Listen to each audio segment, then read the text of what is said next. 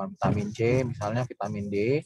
Sebenarnya vitamin D itu dia punya reseptor di sistem imun tubuh dan hampir di seluruh sel tubuh kita punya vitamin D. Artinya potensi tubuh kita itu bisa dimaksimalkan dengan vitamin D yang normal, maksudnya gitu. Artinya gini, kalau kita punya kadar vitamin D yang normal, maka aktivasi sel-sel yang harusnya potensinya dia nilainya 80, ya kita pakai yang 80. Kalau vitamin D-nya kurang mungkin kerja juga, tapi cuma 60. Nah, kemampuan ini juga kalau misalnya pertanyaannya tadi, apakah tubuh kita mengenali atau tidak? Sebenarnya sistem imun tubuh kita tuh mengenali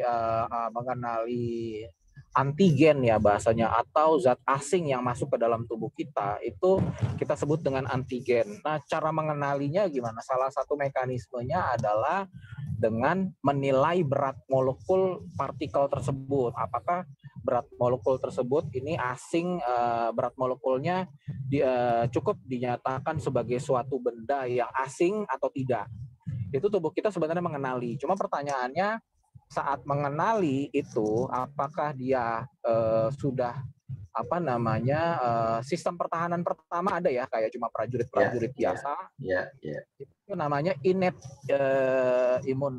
imun ya, biasanya yang kerja itu kayak sel makrofag atau sel dendritik ya, yang sel-sel yang biasa.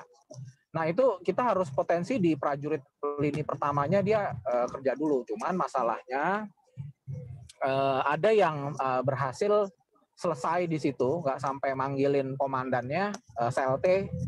Ada yang dia cukup di lini 1 habis, tapi karena kemampuan virusnya ini, jadi mengenali nggak? Mengenali sebenarnya, mengenali. Tapi pertanyaannya, sekarang yang Delta, kemampuan pembelahannya itu 1000 kali lebih gila daripada yang originatornya yang dulu.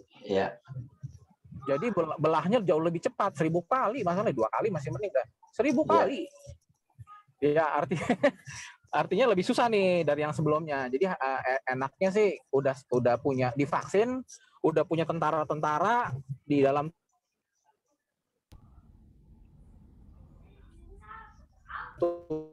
Suaranya putus, Dok. Suaranya hilang, Dok.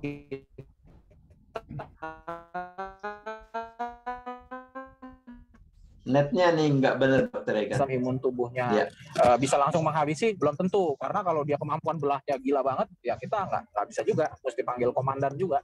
Tapi kemampuan komandan menghasilkan pasukan-pasukan elitnya, dia menunggu waktu ya, lebih lama lagi. Akhirnya kesempatan untuk membentuk pasukannya waktunya nggak cepet, udah keburu terjadi cytokine storm. Sebenarnya gitu sih versi aslinya. Tapi nggak tahu deh, Pak HW ada ini ya, ada yang mau ini.